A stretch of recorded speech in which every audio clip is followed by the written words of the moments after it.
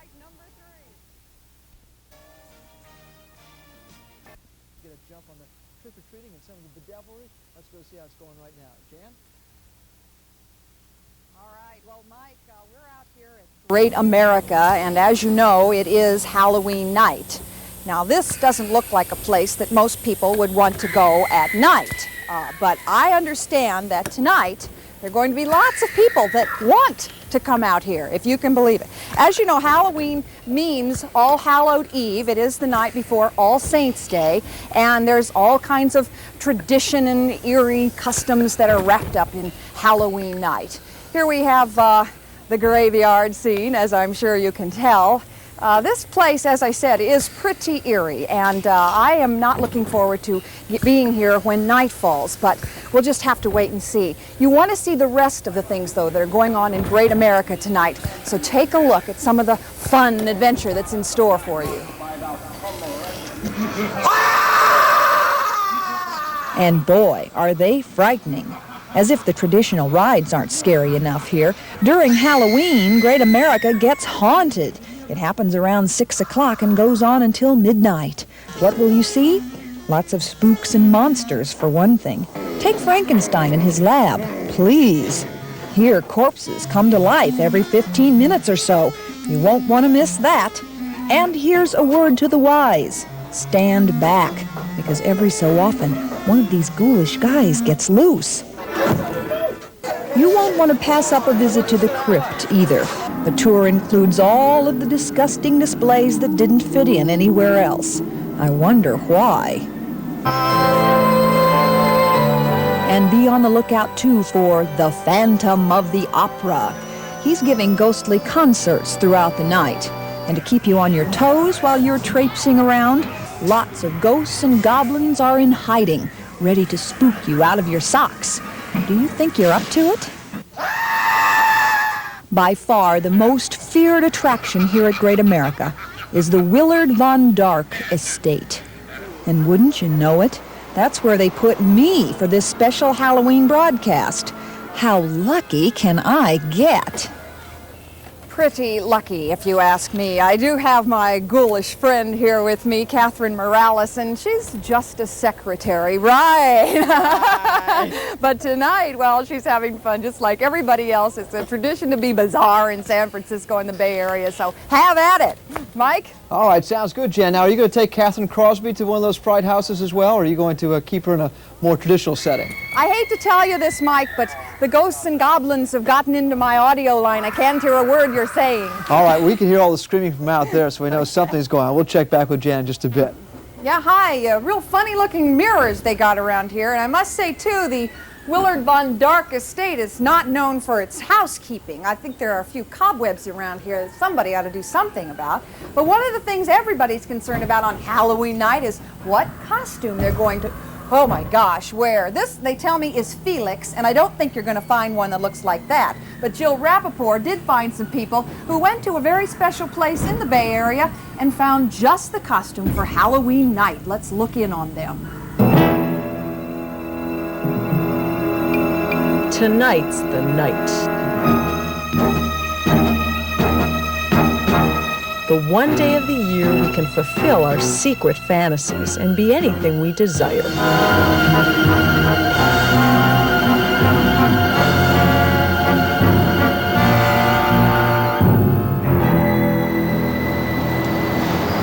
At Bob Mandel's costume shop, the fantasy begins, where people are already lined up for the big night ahead. What are you going as this year? Well, I'm not sure. I'm looking at something Middle Eastern or maybe Egyptian, something like that. A bunny. A nurse. A bear. Oh, I don't know yet. Maybe a witch. Dracula. I'm going to go as a mummy. Jack Ryder out of the Hobbit. I don't think you want to know. I'm too old for that. Very voluptuous. Oh, thank you. That's the only way I can get it. Well, they're looking for sexy, erotic, horrible, monster, anything sex and death is in. What's the weirdest request you've ever had? I don't think I better tell you on television. I don't think so. How about the second weirdest request? The second weirdest request, I guess, would be somebody that... Oh, I really Can't tell me that one either, can you? say that one either. What Bob can tell you is that he has one of the best selections of costumes around. Everything from the weird to the wild to the ultimate in wacky. Only sometimes the costume isn't as wacky as the person wearing it. Make a difference if I look like Christy Brinkley? Wow, charming, isn't he?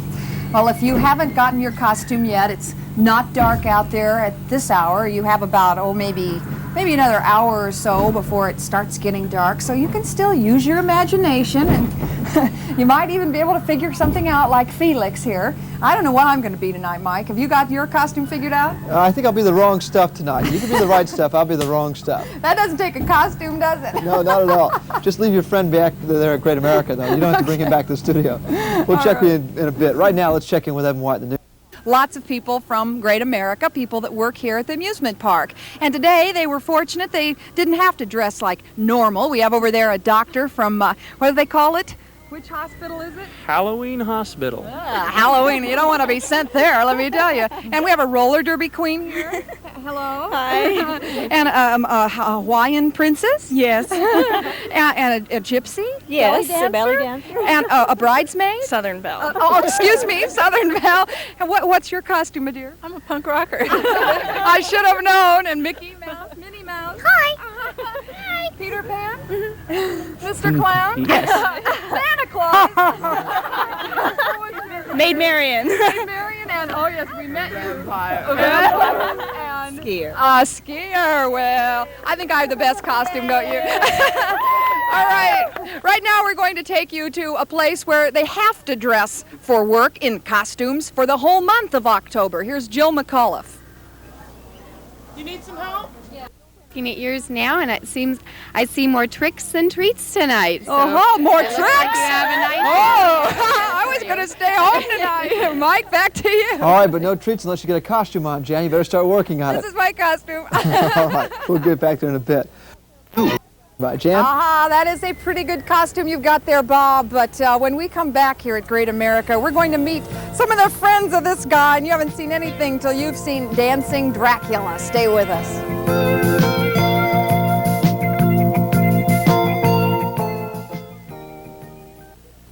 Ah, yes, through the smoke you can see that with friends like these, Baron von Dark doesn't need any enemies, obviously, but he does have one friend who's taken up another vocation very unlikely for him. Let's see, Dracula dancing? If you're blue and you don't know where to go to, why don't you go where Harlan sits? Working on the Ritz.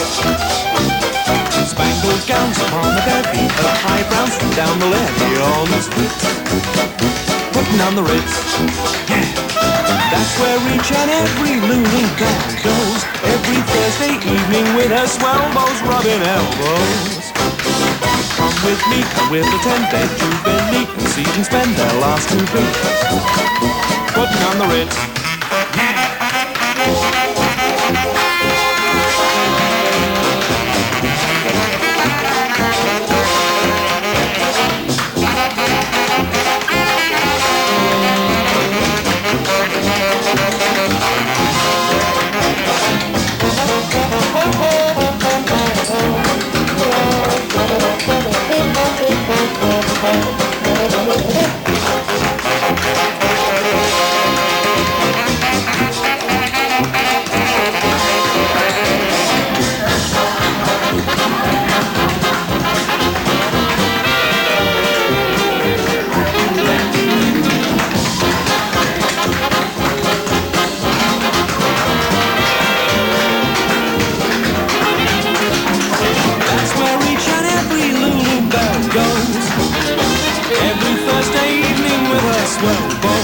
Rubbing elbows, come with me, and we'll attend their jubilee, see them spend their last And now, with a little help from my other two Dracula friends, Bugs and Sylvester, we got to say goodbye from Great America, but it's been fun out here this afternoon. We hope you have a very happy and safe Halloween. And remember, tonight's the last night for Great America. It'll open again March 31st. So we'll say goodbye to all our friends out here. Hope you had a good afternoon. Bye, Mike. All right, thank you, Jan. Like she said, have a safe Halloween tonight. Watch out for the kids tonight. Drive real slow. Tomorrow we'll hear from the man who saved the San Francisco Opera, Placido Domingo.